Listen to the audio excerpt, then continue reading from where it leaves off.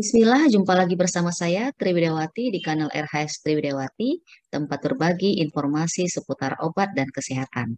Sahabat pemirsa, sebelum kita lanjutkan, jangan lupa klik tombol subscribe ya bagi kamu yang mungkin baru sampai di kanal ini atau mungkin yang sudah pernah lihat tetapi belum sempat subscribe karena subscribe itu gratis dan tentunya ini akan sangat membantu sekali untuk perkembangan channel ini. Terima kasih sebelumnya bagi yang sudah subscribe. Nah, kali ini topik kita mengenai konstipasi atau susah buang air besar. Kita ketahui bahwa seseorang kita kalau makan, maka makanan yang masuk ke dalam tubuh ini akan mengalami proses pencernaan setelah menghasilkan efek sebagai nutrisi, sebagai sumber bahan energi, dan kelebihannya juga disimpan. Nah, ini dia akan mengalami proses eliminasi atau dikeluarkan dari tubuh. Salah satunya bentuknya adalah dengan cara buang air besar atau defekasi. Jadi normalnya defekasi itu atau buang air besar berapa kali ya? Normalnya 2 sampai 3 kali sehari dan frekuensinya 3 sampai 4 kali per minggu. Nah, jadi kapan dikatakan seseorang itu mengalami konstipasi? Seseorang mengalami konstipasi jika terjadi perubahan frekuensi buang air besar yang kurang dari normalnya ini, jadi dia lebih jarang dan juga bisa ditandai dengan konsistensi atau tampilan fesesnya yang juga berbeda, misalnya lebih keras ya, sehingga ini juga bisa mengganggu proses buang air besarnya. Nah, kali ini kita akan membahas kira-kira kalau ada gejala konstipasi ini ke arah mana ya?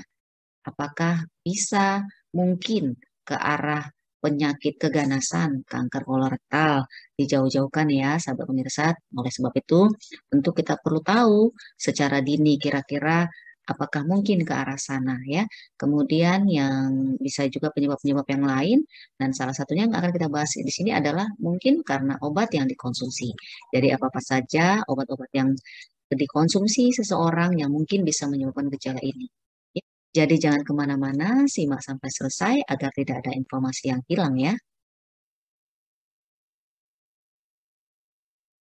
Nah, jadi jika ada keluhan buang air besar, apakah jarang, jadi frekuensinya berkurang, ataupun konsistensinya yang menjadi lebih keras dan kering, maka bagaimana kita berpikir kemungkinan ini ke arah keganasan ini.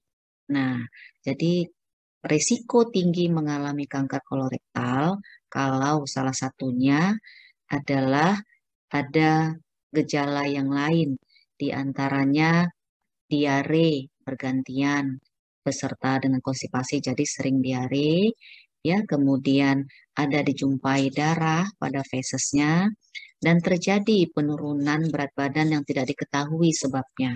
Jadi bisa saja mungkin nafsu makan tidak masalah, tapi berat badannya turun, ya. Jadi tidak diketahui penyebab penurunan berat badan. Ini adalah gejala-gejala yang mungkin mengarah suatu keganasan. Apalagi kalau ditambah faktor usia ya.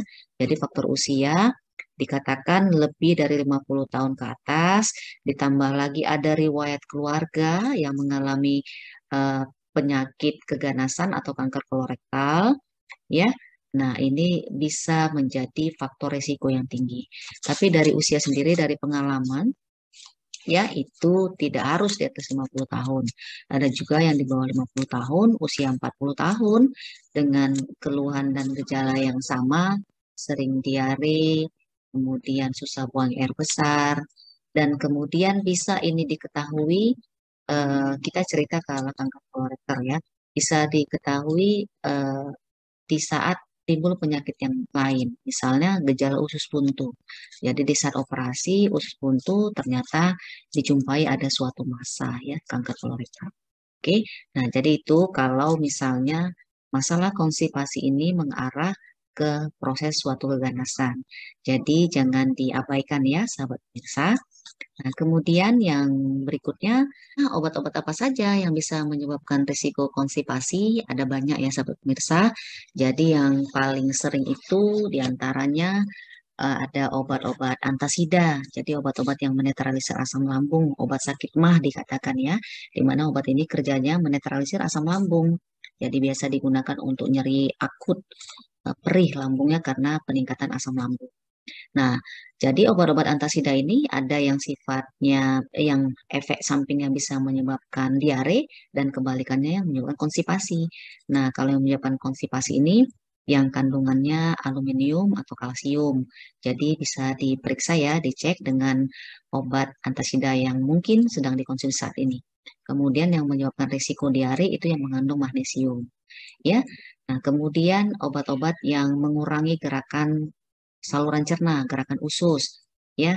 Misalnya obat-obat anti diare, kemudian juga ada obat-obat yang kerjanya bisa mempengaruhi susunan saraf pusat atau disebut golongan anti nyeri, golongan opiat, itu bisa menyebabkan masalah konstipasi. Nah, untuk yang lain kita lihat ya, ada obat-obat mual muntah ya, ondansetron yang kerjanya mengantagonis reseptor serotonin, kemudian obat-obat kejiwaan ya, jadi obat-obat depresi, kemudian obat-obat psikotik ya, obat-obat antipsikotik ini bisa menyebabkan masalah konstipasi ya. Untuk antidepresan tadi ada imipramine, fluoxetine, kemudian antidepresan trisiklik amitriptilin, nortriptilin, atau obat-obat yang kerjanya menghambat enzim, namanya enzim monoamin oksidase yang juga obat antidepresan. Kemudian juga obat-obat antipsikotik yang sudah disebutkan tadi, jadi apa ada chlorpromazine disebut dengan CVZ yang warnanya orange, ada clozapine, haloperidol, dan risperidone. Ya. Selanjutnya obat-obat antihipertensi. Jadi obat-obat antihipertensi ini ada obat-obat yang kerjanya menghambat kalsium.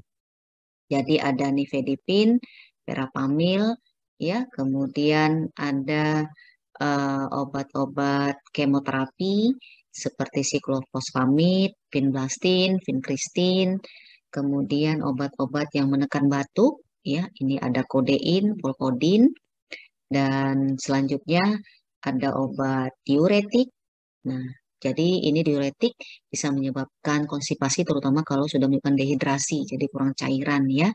Nah, selanjutnya obat-obat yang mengandung zat bersih dan kalsium yang tadi juga sudah disebutkan, termasuk yang kalsium tadi di antasida ya. Nah, obat-obat lemak, peluru lemak seperti kolesteramin, dan obat-obat yang meningkatkan aktivitas simpatis seperti efedrin, efedrin, terbutalin, efedrin biasa ini ada kandungannya pada obat-obat flu ya, yang untuk menciutkan mukosa hidung, kemudian terbutalin ini obat asma. Selanjutnya bisa kontrasepsi oral, jadi obat-obat KB yang per oral ini juga bisa menyebabkan risiko konstipasi. Juga antikonvulsan seperti karbamazepin, ya.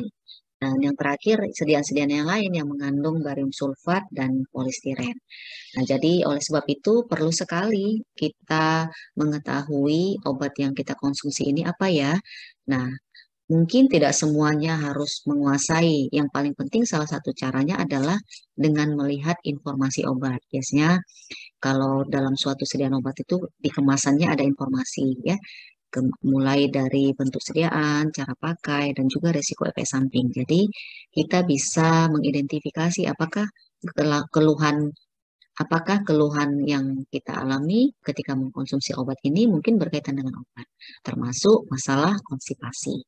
Demikian sahabat pemirsa, bahasan kita kali ini. Mudah-mudahan bermanfaat. Salam sehat. Sampai jumpa di pertemuan berikutnya. Billahi taufiq walhidayah. Wassalamualaikum warahmatullahi wabarakatuh.